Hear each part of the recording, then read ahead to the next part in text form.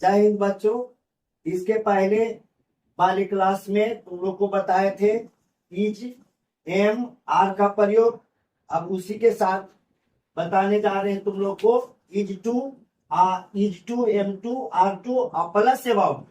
Plus about to कहने का अर्थ हो गया कि ये जो अबाउट टू है, अबाउट टू जो है ये टू एम टू के साथ और इज टू और आर टू, इन सब ये जो टू के स्थान पर अबाउट टू प्रयोग होगा, इसलिए प्लस अबाउट टू लिखे हैं। क्योंकि कुछ वैसे सेंटेंस इसमें लिखे राइट किया गया है, लिखे हैं जिसमें कि टू के स्थान पर अबाउट टू का प्रयोग किया जाएगा। तो सबसे पहले क्या है कि किसी भी स्थिति में जब हम पहचानेंगे, अगर नहीं पहचानते हैं तो हमारे लिए क्या होगा, असंभव हो जाएगा। जैसे कि मान लो तुम्हारे घर तुम्हारे क्लास का कोई दोस्त खोजने के लिए आया और दरवाजे को नोकेट किया, बोला कि तुम्हारी मम्मी दरवाजा खोली और बोली कि क्या बात है बाबू, तो राम घर पर है? तो नहीं, राम घर पर नहीं है, तुम बाहर में खेल रहे हो। अब मम्मी जो है उस लड़के का नाम न कुछ भी नहीं पूछी, उसका इंट्रोडक्शन नहीं दी।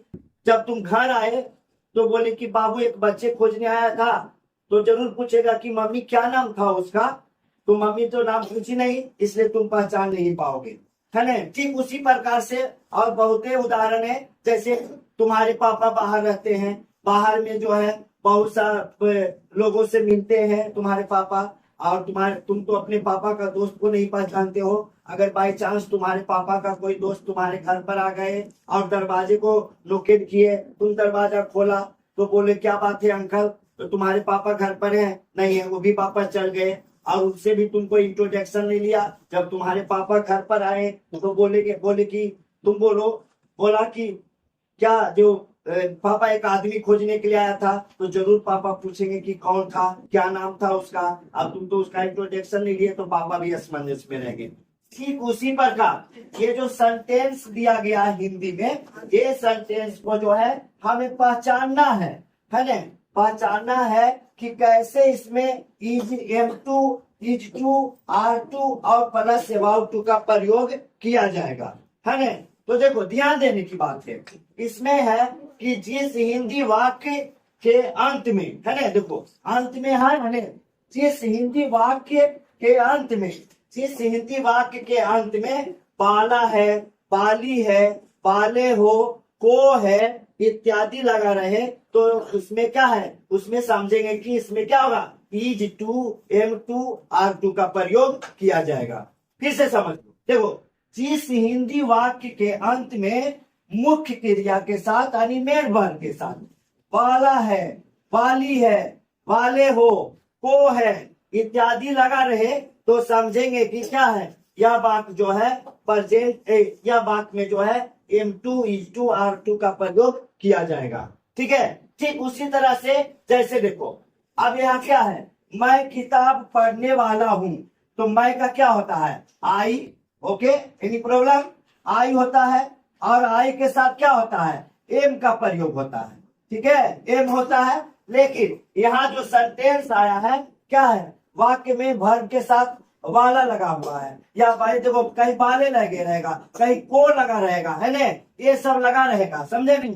तो इससे समझ जाएंगे कि जो है सहायक की ऑक्सिलरी वर्ब के साथ टू का या अबाउट टू का प्रयोग होगा। यहाँ क्या होता है कि यहाँ क्या होगा, यहाँ टू का प्रयोग हुआ। अब यहाँ क्या हुआ कि टू का प्रयोग इसलिए हुआ कि जो है ये वर्ब से, ये क्रिया से हमें कम तत्परता का बोध हो रहा है। एक देखता वर्क होता है, जल्दीबाजी होता है, या कम जल्दीबाजी होता है, तो ये इसमें क्या है, हमें कम, मैं किताब पढ़ने वाला हूँ, अभी नहीं, हो सकता 10 मिनट के बाद पढ़े, 20 मिनट के बाद पढ़े, लेकिन तत्लब्जी नहीं है, तत्पर नहीं है, अधिक कोई जल्दीबाजी नहीं है, इसलिए यहाँ टू का प्रयोग करेंगे।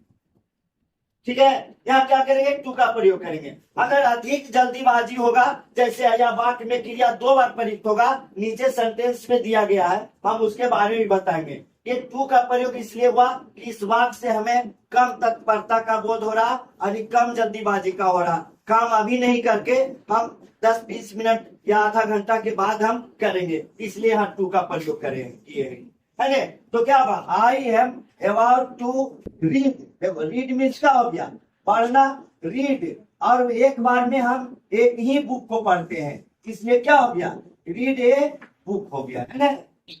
ध्यान से फिर समझो, यहाँ जो है टू इसलिए लगा कि बाला वाली से पहचान हो रहा, और इसमें जो है क्रिया करने के दरमियान हमें कम तत्परता की बोध हो रहा, इसलिए क्या हो रहा, इसलिए जो है ये टू का प्रयोग होगा। ठीक उसी तरह से इसका निगेटिव वाक्य भी आएगा, है ना। ये पॉजिटिव सेंटेंस हुआ और इसका निगेटिव सेंटेंस भी है, तो निगेटिव सेंटेंस में सेम है, सिर्फ क्या रहेगा, वो बाला वाली रहेगा ही रहेगा, है ना।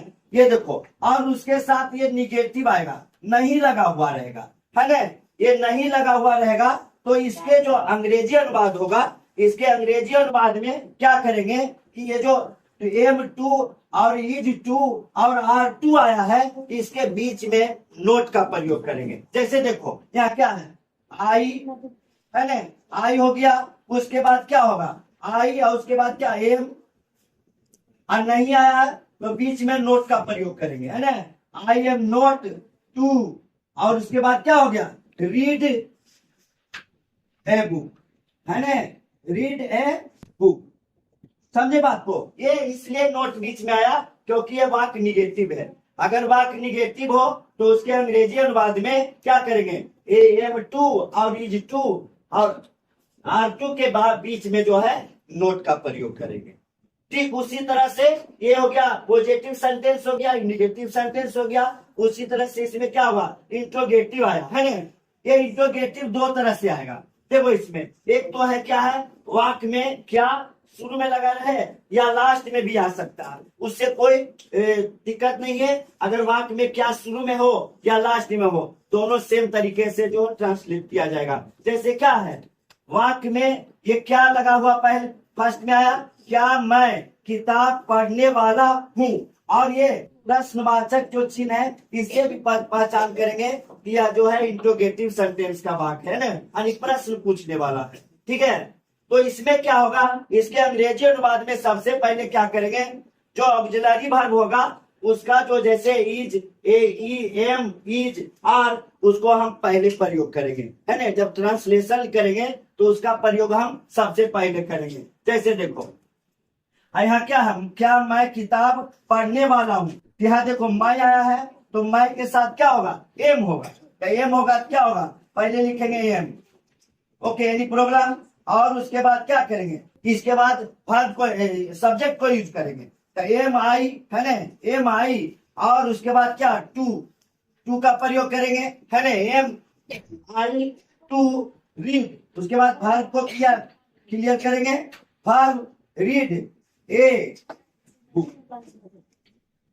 और यहाँ देखो हिंदी में जब नोट ऑफ इंट्रोगेशन होगा तो इंग्लिश में भी नोट ऑफ इंट्रोगेशन ही देंगे। अगर ऐसा नहीं करेंगे तो क्या होगा, ये हमारा सेंटेंस गलत हो जाएगा, है ना। अगर हिंदी में नोट ऑफ इंट्रोगेशन यानी प्रश्नात्मक चिन्ह है तो इंग्लिश में भी प्रश्नात्मक चिन्ह देंगे। अगर ऐसा नहीं करने पर क्या होगा, हमारा सेंटेंस गलत हो जाएगा।